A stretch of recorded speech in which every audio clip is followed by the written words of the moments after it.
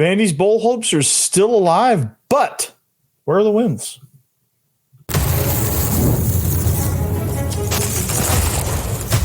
You are Locked On Vandy, your daily podcast on the Vanderbilt Commodores, part of the Locked On Podcast Network, your team every day.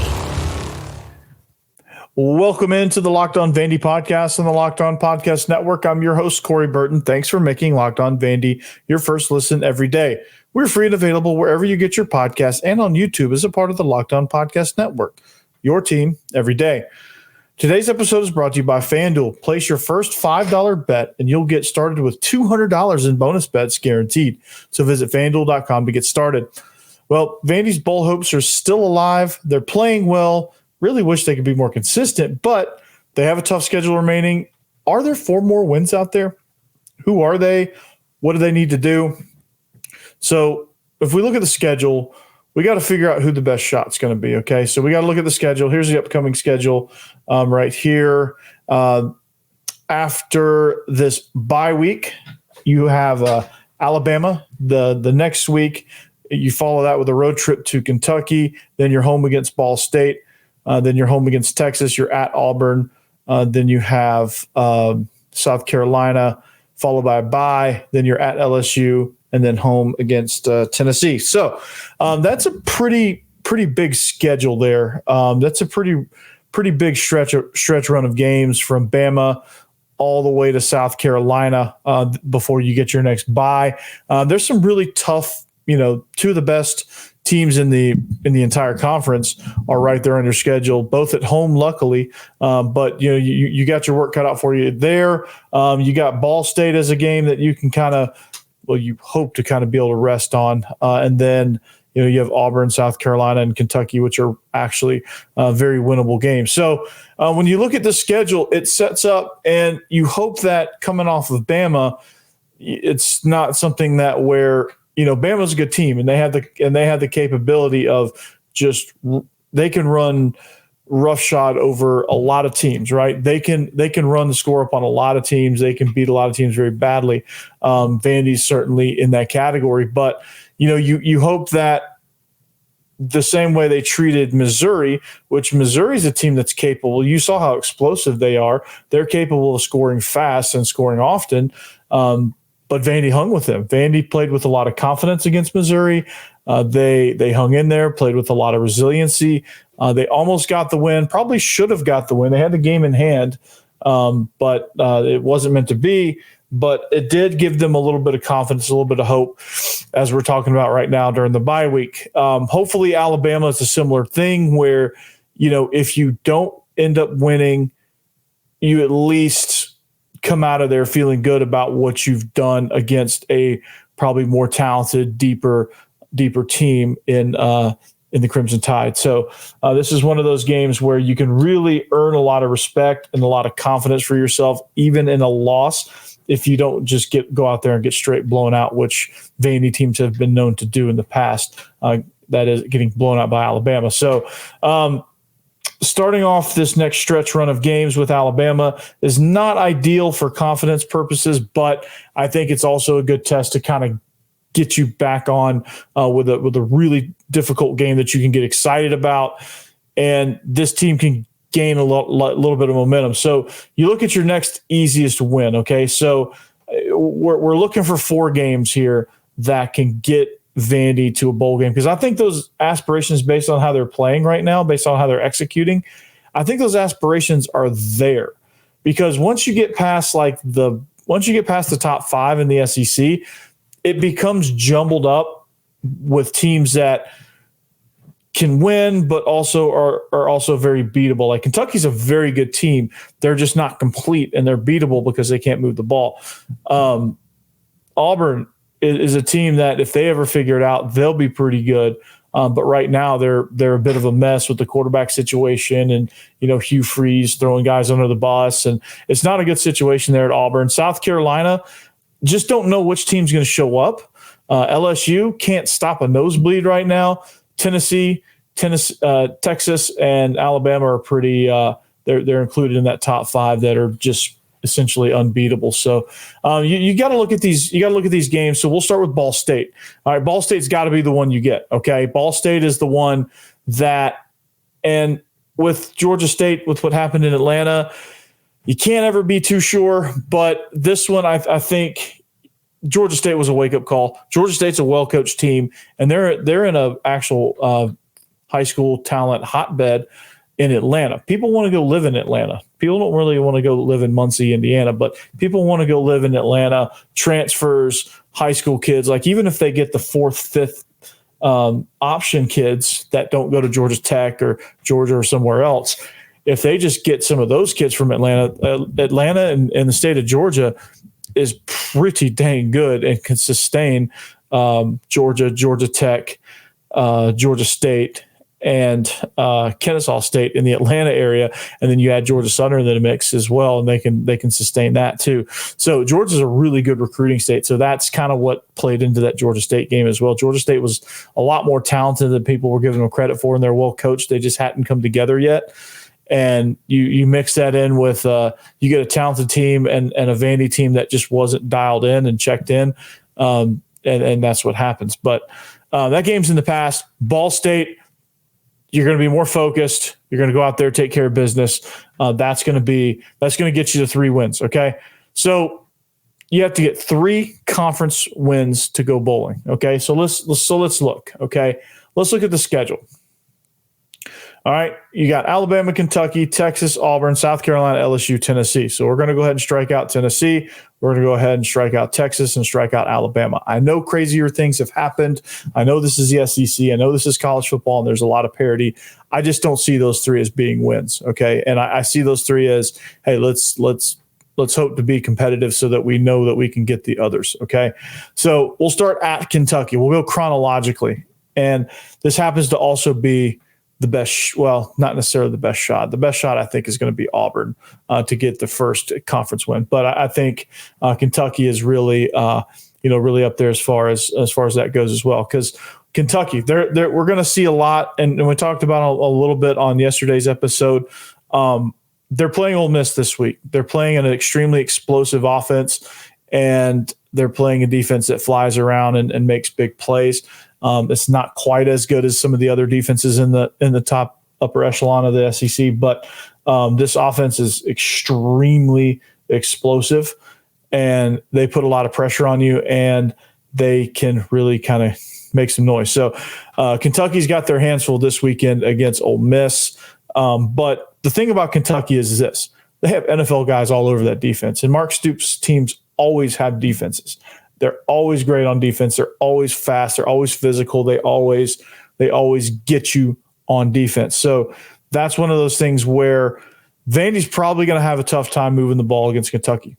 Georgia had a tough time moving the ball against Kentucky. So it's not a knock on that. It's not saying that Vandy's bad. Kentucky's a really, really good defense that gets after you and really puts a lot of pressure on you.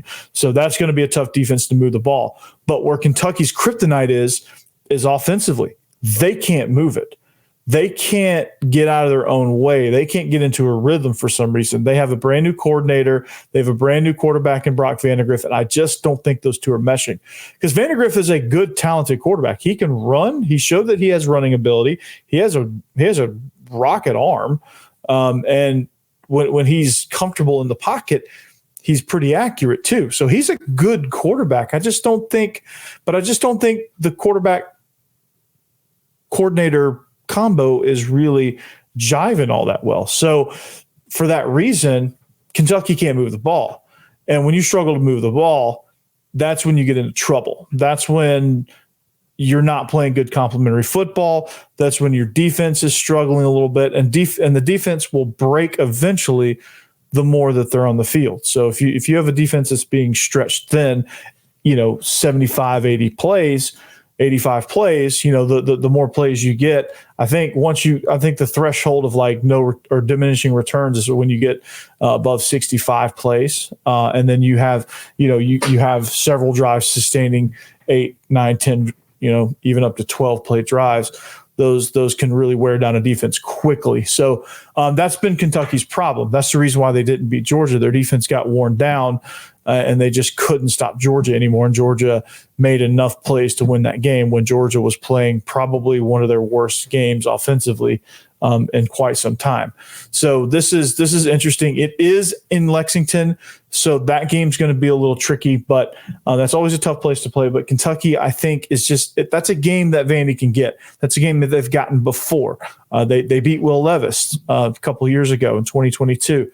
And I think they beat them up there too, if I'm not mistaken. So it's a game they can definitely get.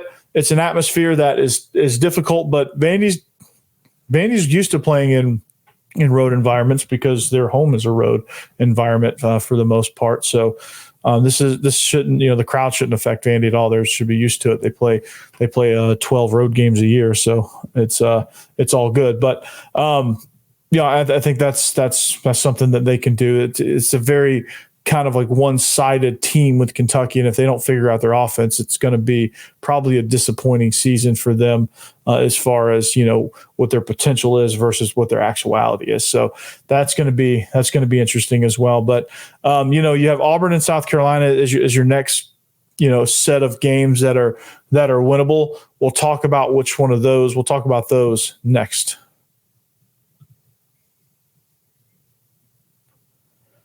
All right, Robinhood. Yeah, you guessed it. It is Robinhood. This episode is brought to you by Robinhood, if you didn't know already. So Robinhood Gold, that is. And with Robinhood Gold, you don't need a silver spoon to eat up the financial flavors of the 1%. Robinhood Gold allows others to get rates and perks usually reserved for high society. Now, the resourceful individual with Robinhood Gold can earn a very liberal rate of 4.5% APY on uninvested cash, receive unlimited 1% deposit bonuses, and be rewarded with a handsome 3% retirement boost on IRA accounts. Robinhood Gold provides the privileges of high net worth for any net worth. These generous benefits now available for only $5 a month. The new gold standards is here with Robinhood Gold. Sign up at Robinhood Gold or Robinhood.com/gold. Again, sign up at Robinhood.com/gold. Terms apply. For specific product disclosures, visit Robinhood.com/gold. Investing involves risk. Rates may change. Gold membership is offered by Robinhood Gold, LLC.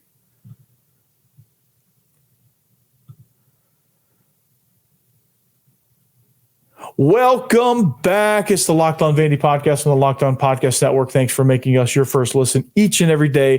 Thank you to the everydayers. I had a decent conversation going on in the chats of the last couple episodes. We talked about quarterback. Is next year's starting quarterback on the roster? This was on the heels of the Matthew Sluka situation, the guy that transferred from Holy Cross to UNLV, and now he's starting a trend where people are coming out of the woodworks now at this point, but he started a trend where people are redshirting and sitting out the rest of the year so that they can enter the transfer portal. But which, I get it. But then again, like if you're going to transfer to a high profile place, I feel like you'd want to get some good film in, but that's, different strokes for different folks, I guess. And, it's whatever. But we talked about that a little bit. We also talked about bowl aspirations this week on a bye week, just kind of like a state of the union thing where you're trying to assess based on what Vandy has done so far, which realistically, they're probably 3 or 4 plays away from being 4-0. And they're 7 points away from being 4-0. So this team being 2-2, feeling like the sky is falling, it's really not. I mean, I know that loss to Georgia State is bad, but again, they were a couple of blown coverages away from being really comfortable in that game, and they were actually 2 plays in the Missouri game. 2 plays go their way in the Missouri game, and that game probably doesn't even go to overtime. So, the season would look a lot different, or the feel would be a lot different if that were the case. So, but I think the team playing well enough to be in that situation, they just don't know how to finish. That's the only thing with that. They just don't know how to finish.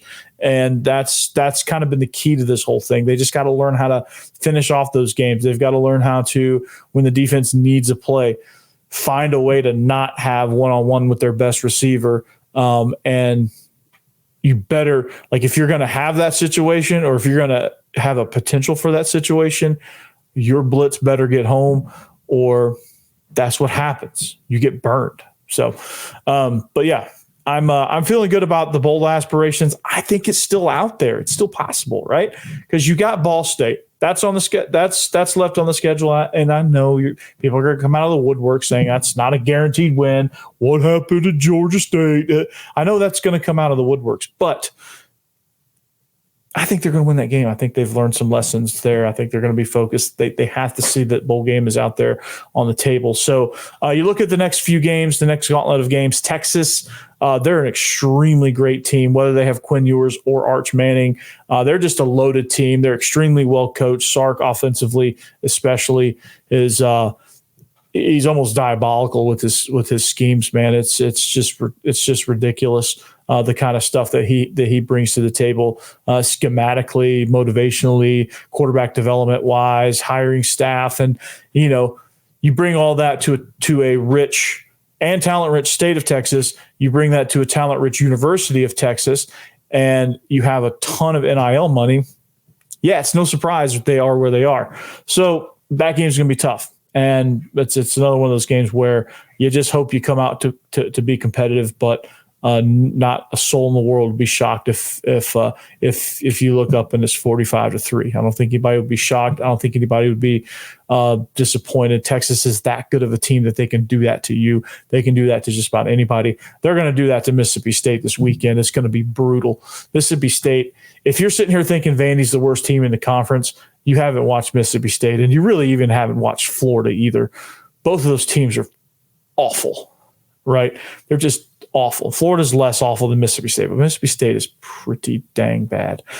So just rest assured that Vandy's not going to be last in the SEC this year. But they're not going to be last in the SEC because they're going to go to a bowl game, okay? So where are the 4 wins? Well, your next 2 winnable games in this stretch before the bye week, Auburn and South Carolina. Okay, so let's start with Auburn. That's a road trip, which Diego Pavia, Jerry Kill, and seems like half the team went down there last year in New Mexico State uniforms and won that game and didn't just squeak by last-minute field goal. Auburn had to play like crap and give you the game away. And so, no, they went down there and they stole their cookies, punched them in the mouth, and went home in their car with their girlfriend. Like, that's what happened in that game, right? Diego Pavia was no doubtedly the best player on the field that night.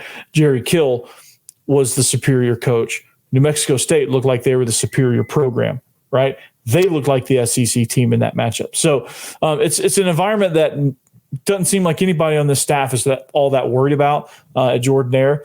It's also a situation to where Auburn is a freaking mess.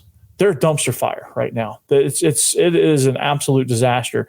They can't find a quarterback, and part of that is I don't know that these. Peyton Thorne was never the right move, but some of these other quarterbacks, we don't know if they're good. We just don't know. Like Walker White, we don't know if he's good. Well, he hasn't gotten a run out yet, but he'll get a run out. He'll make some mistakes, and Hugh Freeze will throw him under the bus. Hank Brown, we don't know truly how good he is. He got thrown in his first SEC start, and he struggled. Of course, that's going to happen, man. This is a great league, right?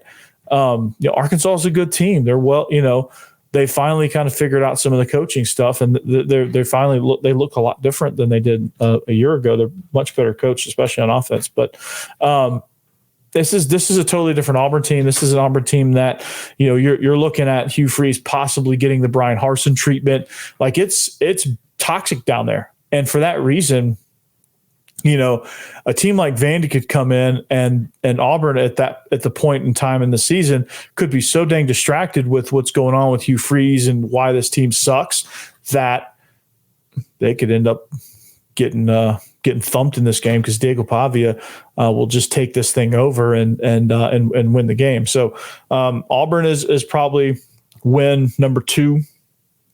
I think Kentucky and Auburn are teams that are just kind of sitting there. They're just inconsistent. Like you're not real sure about the head coach situation. The coordinators are not very good, and they're just inconsistent. They both play defense pretty good, but they both can't move the ball. So that becomes a problem late in the game. Like early on against Arkansas, it was back and forth. It was tight because the defense was kind of holding them in it. But at some point, defense gets worn out. They get tired of making stop after stop after stop, and the offense doing nothing. They just kind of fall apart. So those two games, I think, are right there for the taking. But you got to look at South Carolina. Like, what is South Carolina? Okay, this is going to be. This could go either way. Like South Carolina, depending on which team shows up, this could go either way. Now, with what Vandy does well, okay, Vandy runs the ball very well, which Kentucky, I think that's their weak point as far as stopping the run if they have a weak point. Auburn, just such a mess that I think Vandy can do just about anything. Neither of those teams play offense. But South Carolina is a little bit trickier. Like for Vandy's offense versus their defense, they have a really good pass rush. They're pretty good against the run, but again, they're susceptible to giving up, chunk plays, explosive plays, things like that. They're not going to give up a ton down the field, so Vandy's not going to be able to knock them out vertically down the field too much. They have a really good pass rush that can get to Pavia, but it just depends on like. That LSU game for South Carolina, that was a game they were like jacked up for, right? Game day was there. I mean, there was a lot of factors. They were jacked up. So they're not going to be the same level of intensity probably against Vanderbilt.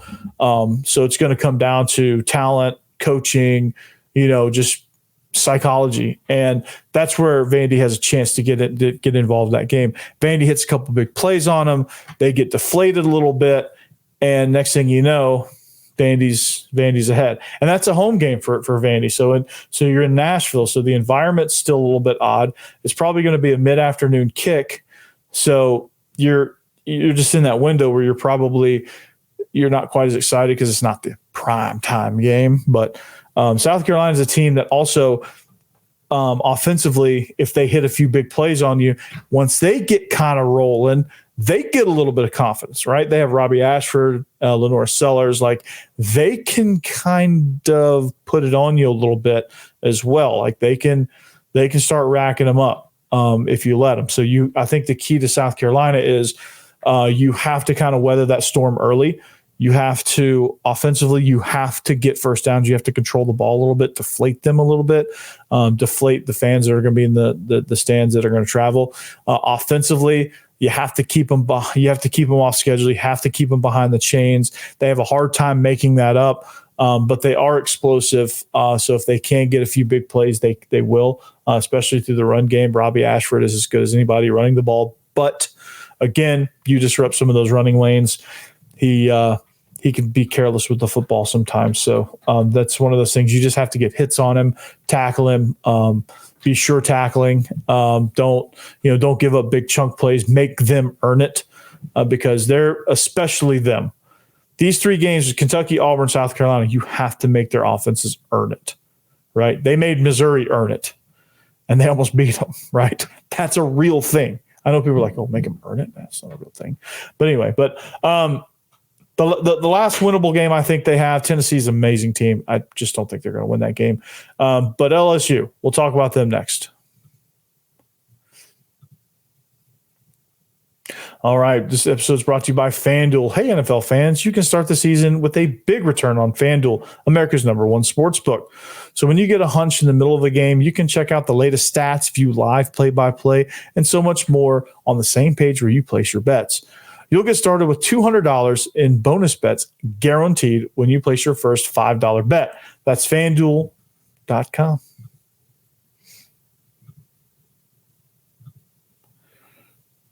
All right, we're back. We're wrapping up the show here pretty quickly. This has been an interesting discussion. Let me know in the comments what you think these games to reach those bowl aspirations, bowl hopes. These games are winnable for Vandy. If they continue to play like they're playing and shore up some things and be a little bit more consistent. We did some self-scout earlier in the week. Now we're kind of advanced scouting with the schedule and some of the opponents and what they're going to have to do. But we've landed on LSU, okay? LSU is an interesting team because they're physical. They've got some size to them. They've got a little bit of explosiveness. But, my God, they might be close to being as big of a mess as Auburn as far as the coaching staff goes. Brian Kelly I'm not a believer. I'm just not. I gave him a chance. He was good at Notre Dame for a little while, but I've given him a chance, but he just hasn't really shown me much. They ended up winning against South Carolina, but South Carolina going into that game didn't exactly inspire a lot of confidence, right? They beat a very bad Kentucky team, or they were bad on that day. And they hadn't really shown a ton to make you trust them. But LSU can't play defense, man. They struggle still. I don't get it. Because LSU is an easy place to recruit to. They have, everything that you'd want in a college football program. Location-wise, they're right there next to Texas. Louisiana is a state that's rich in talent. You're right there attached to Mississippi, Alabama, and Georgia, and Florida. You're right there.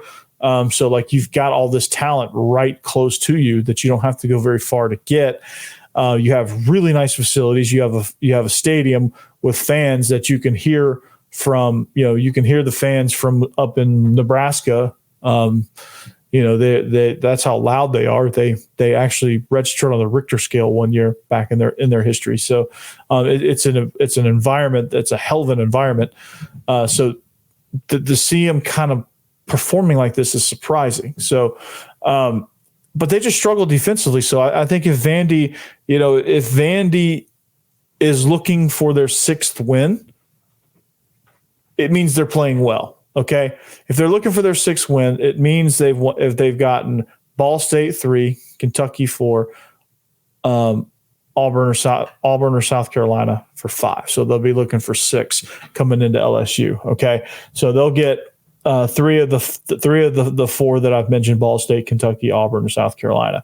So they'll be obviously playing really well at that point to get those wins under their belt. So they're a team that's playing well. LSU could be at a point of the season where they're fighting for bowl eligibility, and they might be heading the other way because they're looking to fire Brian Kelly. So they're a team that could be essentially tanking. So that could be something where they don't really know what's at quarterback. Nussmeier is good, but he's not elite. They've got some playmakers, but not really consistent. Defensively, they're kind of all over the place. They've got a little bit of soft to them. Harold Perkins is amazing. He may redshirt by that time. He may opt out of the rest of the season. I don't know. They're just in a mess right now, and you're trying to figure them out. They play a game against South Alabama. They're 22-point favorites. There's a lot of people around this league that were probably taking South Alabama in that game. So this is a team that you're on the road, so that makes it tough. But where they're at right now, I'm just not sure that I'm just not sure about them. So I've got them as a potential win, but I'm just not sure about them. I don't know exactly what they can do, what they bring to, it's just a toss up there. And I like the way Vandy's playing. I like them in a toss up. I like Vandy's chances in a toss up, especially if it's the sixth win. They're a little bit hungry. They want to go to a bowl game. I don't think they give a crap what bowl game they go to. So it's going to be interesting to kind of see where they're at in that regard. So I like that a lot. So that's what I think. So my final prediction. Okay. Ball State. I think they get Kentucky. I think they get Auburn. I think they get LSU. Those are my 4. Okay. I think they get to 6. I still think they get to 6. South Carolina could be a toss up. They may even get to 7. I don't know. They may win all 5 of those. So, but I think they get those 4 at least to get to a bowl game. And, we're going to be celebrating that. So call me crazy. That's my prediction. Bowl game's my prediction. It's been that way for a while, and I'm going to stick with it still. I still think it's there. I'm still sitting at 6. I haven't wavered on that. Wavered a little bit against when they lost to Georgia State. I'll be honest. I started to rethink it. Okay, maybe we're lucky to get 4, but I'm on it. I'm back on it now. Okay, I'm back on it. Back on 6. We're good. All right. So Last thing before we go, shout out to the basketball team. Shout out to Mark Byington. If you haven't seen the Mic'd Up on social media, you should go check that out. It's he's going to be a good one, man. He's going to be a great coach for Vandy. I think he's what they needed. He's a guy that is an idealist. He has really, really good schemes. Really good. He's really good, relatable, being relatable with the players. They had really good summer sessions where they practiced. And so I think this is going to be a really talented group. I'm really excited about this. I know nothing about the roster because none of these guys were at Vandy last year. So it's going to be interesting to see how they all kind of collect together.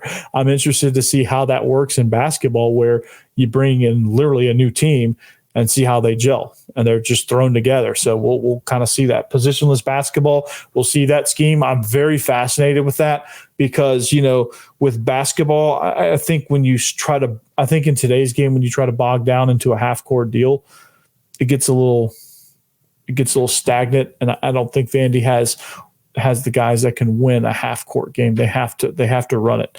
So we'll see kind of where that is and how that goes. I'm very interested in that, but they started practice.